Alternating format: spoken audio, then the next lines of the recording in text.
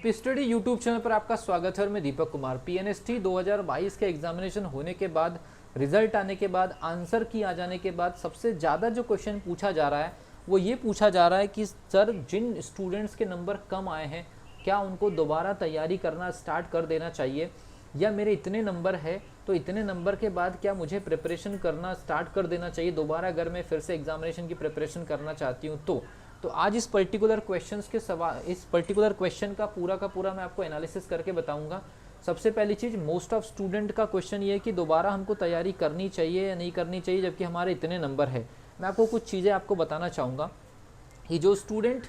दोबारा तैयारी करना चाहते हैं वो अपने स्टडी मटेरियल या स्टडी के तरीके से दूर जाने की कोशिश न करें। अगर आपको लगता है कि पीएनएसटी की एग्जामिनेशन आप दोबारा तैयारी करके निकाल सकते हैं, कुछ आपको अपनी मिस्टेक समझ में आ गई कि ये मिस्टेक हो गई है या ये कुछ सब्जेक्ट आपके और अच्छे हो जाते तो इतने नंबर बढ़ जाते, और आपके एक एवरेज नंबर मान लीजिए कि 50-55 नंबर के आसपास है और आप ये सोच रहे हैं कि फिर से आपको प्रिपरेशन करनी चाहिए कि नहीं करनी चाहिए, एक डिसीजन आप नहीं ले पा रहे हैं, तो उस पर्टिकुलर सिचुएशन में आप क्या करें। तो सबसे पहली चीज़ मैं आपको ये एक अपने तरफ से एक सजेशन देना चाहूँगा कि ऐसी स्थिति में कि अगर मान लीजिए आपके 50 नंबर से ज़्यादा है, अगर मान लीजिए आपके 50 नंबर से ज़्यादा है तो इस पर्टिकुलर स्थिति में आपको क्या करना चाहिए, क्योंकि कुछ सिचुएशन के अकॉर्डिंग मैं आपको यहाँ पर आंसर देने की कोशिश कर रहा हूँ। तो क्योंकि अभी डीएचएस की काउंसलिंग इसमें ऐड हो रही है या नहीं हो रही है, या डीएचएस अपना एग्जामिनेशन सेपरेट लेगा ये कंफर्म नहीं हुआ है। डीएचएस को लेकर के काफ़ी सारी जो चीज़ें चल रही है उसको लेकर के बहुत डाउट है। तो जिन स्टूडेंट के 50 या उससे ज़्यादा नंबर है उन स्टूडेंट के लिए, मतलब सभी जो 50 नंबर से ऊपर है उन सभी स्टूडेंट्स के लिए मैं यहाँ पर बेसिक गाइडलाइंस ये दूंगा कि अभी जो स्टूडेंट 50 नंबर से ज़्यादा ला कर के बैठे हुए हैं, अभी नॉर्मलाइजेशन के बाद हो सकता है कि इसमें से काफ़ी सारे स्टूडेंट्स के नंबर बढ़ जाएँ, और जिन स्टूडेंट्स के नंबर 60 के आसपास है या किसी भी लेवल पर है, हो सकता है कि आपके नंबर में गिरावट आ जाए। लेकिन ये गिरावट और ये नंबर में इंक्रीमेंट कितना क्या वेरी करेगा इसका अभी पूरी तरह से आकलन करना इतना आसान नहीं है। तो आप अपनी प्रिपरेशन से दूर नहीं जाइए। आप लोगों को सबसे पहली चीज़ ये काम करना है कि अपनी प्रिपरेशन में कोचिंग ज्वाइन करने की तरफ नहीं भागना है, सडनली कोचिंग की तरफ आपको स्विच नहीं करना है। आपको ये करना है कि आप अपने स्टडी मटेरियल, अपने सब्जेक्ट, एटलीस्ट अपने सिलेबस का आकलन कर सकते हैं। आपने पेपर दिया हुआ है,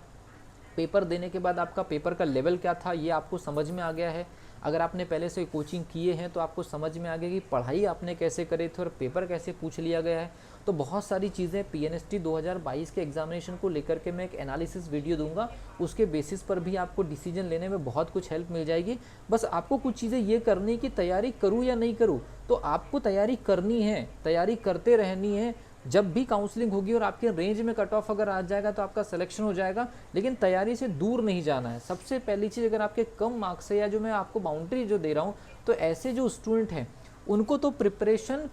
पर फोकस रखना है, अपने स्टडी से दूर नहीं जाना। अदरवाइज अगर मान लीजिए कि 1 महीने तक अगर रिजल्ट आने में लेट हुआ और प्रोसेस अगर मान लीजिए 1.5 महीने तक लेट हो गई, तो 1.5 महीने अगर मान लीजिए आप स्टडी से दूर हो गए और उसके बाद अगर आप सिलेक्शन प्रोसीजर में अगर आप नहीं आते हैं तो ये 1.5 महीने के गैप की वजह से उसकी रिकवरी करने में आपको 3 महीने लग जाएंगे। ये एक क्रिटिकल स्थिति हो जाती है स्टूडेंट्स के लिए। और क्या पता बाद में डीएचएस एग्जामिनेशन ले ले, क्या पता कि मान लीजिए कि आपके नंबर कम है और नॉर्मलाइजेशन के बाद थोड़े से बढ़ जाए और डीएचएस ऐड हो जाए और कम नंबर वालों की किस्मत खुल जाए, जैसा कि पिछले साल हुआ था। तो ऐसी कई स्थिति है।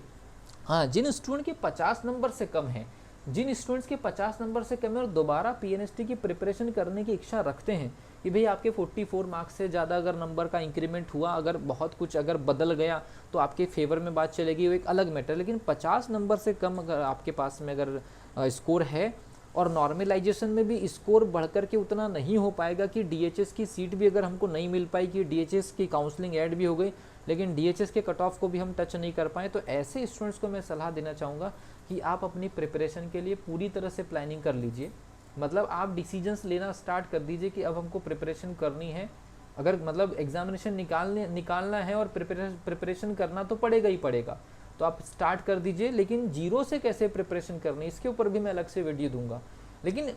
जो स्टूडेंट 50 नंबर से ऊपर है या जो स्टूडेंट 50 नंबर से नीचे है, तैयारी तो दोनों को करनी है। लेकिन यहाँ सबसे बड़ी चीज़ ये हो जाती है कि तैयारी करनी तो सडनली कोचिंग की तरफ नहीं भागना है, रुक करके सोच समझ करके बैठ करके चीज़ों को एनालाइज करना है और एनालाइज करके एक नतीजे पर पहुँचना है।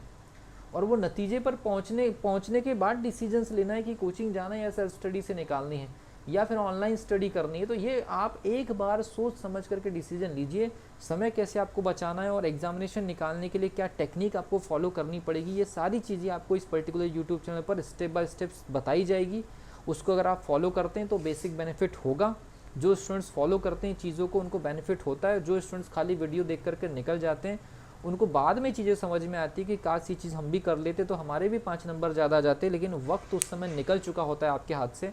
तो दोबारा प्रिपरेशन करने को लेकर के जो भी आपके डाउट है मैं आपको बता दूं, प्रिपरेशन आपको करते रहना है, अपने सब्जेक्ट से टच में रहना है, अपने स्टडी मटेरियल से टच में रहना है, पढ़ाई करने के तरीके आपके टच में रहने चाहिए, किसी भी प्रकार का कोई गैप नहीं होना चाहिए। भले आप एक सब्जेक्ट को 30 मिनट के लिए खोलिए, भले उसकी यूनिट के इंटीग्रेटेड जो पार्ट हैं उनको आप देखिए, भले उस यूनिट के अंदर कुछ छोटी छोटी चीज़ों को आप डेली अगर 25 मिनट भी देखते हैं तो वो भी बुरा नहीं है, लेकिन ये चीज़ों को अगर आप पूरी तरह से हटा देंगे अपनी हैबिट से और बाद में अगर किसी 1-2 नंबर की वजह से सिलेक्शन आपका रुक गया और फिर से दोबारा प्रिपरेशन करने की स्थिति अगर बन गई तो फिर स्थिति और भी भयानक हो जाएगी। क्योंकि पिछले बार जो स्टूडेंट की एज 17 साल के करीब नहीं हुई थी उन स्टूडेंट्स का फॉर्म नहीं भराया गया है, और जिन स्टूडेंट्स का फॉर्म नहीं भराया गया है पिछले साल जिनका 17 ईयर कंप्लीट नहीं हुआ था वो इस बार फॉर्म भरने के लिए एलिजिबल होंगे और उनकी संख्या 15,000 प्लस होगी। इसका मतलब एक नया कंपटीशन खड़ा होने वाला है। इसीलिए कह रहा हूँ कि जो स्टूडेंट्स एग्जामिनेशन दे चुके हैं उनको लेवल पता चल चुका है, एनालिटिकली पढ़ते कैसा है उसकी मैं जानकारी यहाँ से दे दूंगा। स्टडी मटेरियल कौन सा आपको फॉलो करना है, लिमिटेड स्टडी मटेरियल में कैसे आपकी प्रिपरेशन हो सकती है, विदाउट कोचिंग भी आप कैसे चीज़ों को टच कर सकते हैं, सारी चीज़ें आपको स्टेप बाय स्टेप सिखाई जाएगी। बशर्ते ये कि आप अपनी स्टडी से कट ऑफ नहीं आपको रखना है, दूर नहीं जाना है, एटलीस्ट सब्जेक्ट की हैबिट आपको बना करके रखनी है। तो मिलता हूँ अगली वीडियो में, तब तक के लिए wish you all the best.